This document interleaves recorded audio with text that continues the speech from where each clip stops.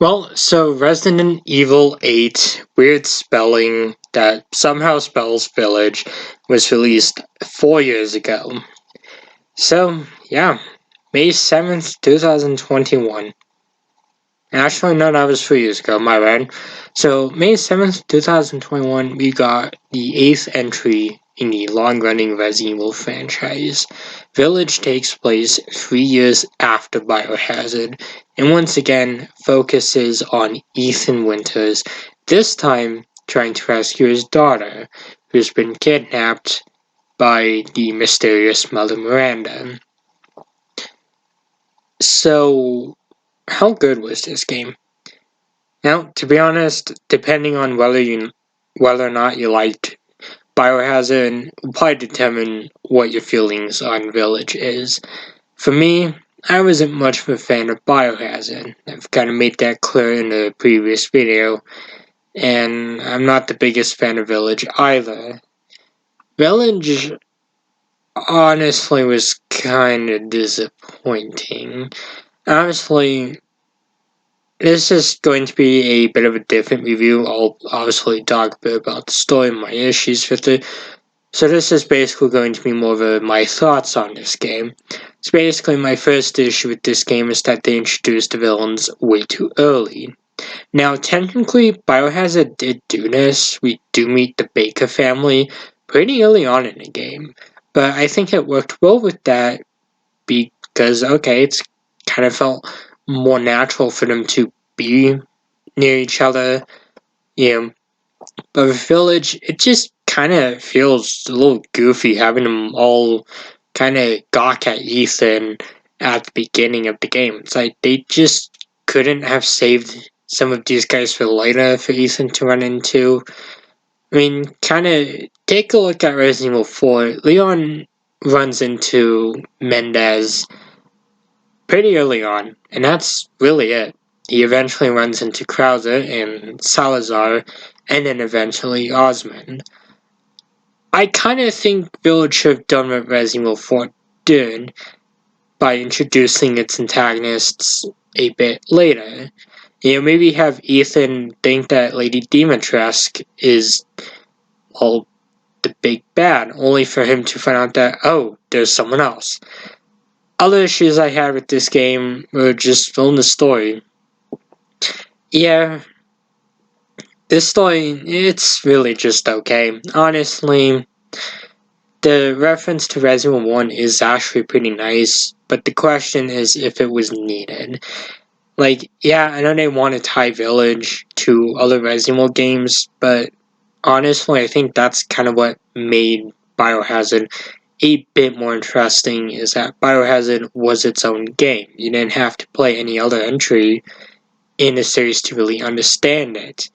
Now, sure, you would have to know who Chris was at the end to really know, who that was.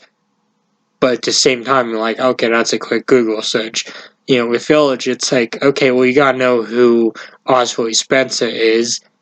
And, oh, considering that Biohazard did get quite a few new fans, I kind of doubt some of these new fans would really know who he is. Because going back and playing the older Resident Evil games, just to get the full story leading up to this one, is kind of a lot to ask for. Now, obviously, this could probably be a controversial opinion, but that's basically what was on my mind. Other issues with this game are, of course, the dollhouse part. It's not too freaky. It's not too bad. Honestly, there are some really scary moments in this one. But honestly, Angie's boss fight is probably one of the worst in the entire series, and that's saying something, because Resident Evil has had some really dumb boss fights. Moreau's boss fight is actually pretty decent, but Heisenberg's just...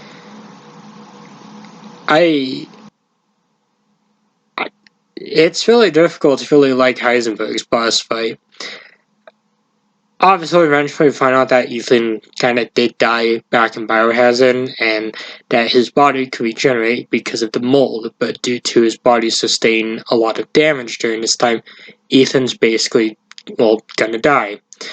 It's kind of a somber moment, and it really comes out of nowhere, which honestly is a huge win for Village, because damn, like, you kind of expected Ethan to be able to get his daughter back. I mean, he does, but, like, damn, like, that's actually, like, one of the most heartbreaking moments in a game. Obviously, Ethan eventually takes out Mother Miranda, and then we get a little cutscene, like, sometime later, and it leads into the Shadows of Rose DLC. I'm not going to cover this one too much because, honestly, I kind of found it a little boring and predictable, but overall, the DLC was actually pretty decent. Does have some really good moments, but honestly, at this point, my interest in Village was just kind of there.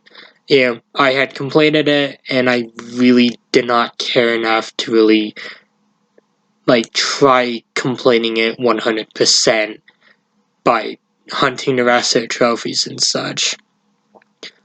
Honestly, I do recommend Village if you are a hardcore Resident Evil fan, or if you're looking for something new to play. But if you're just getting into the series, I'd probably say just start with like the Resident Evil 4 remake, or probably like any of the other remakes, maybe even 7, maybe even the original 4. Honestly, most of these games have aged somewhat pretty well. Same with Village.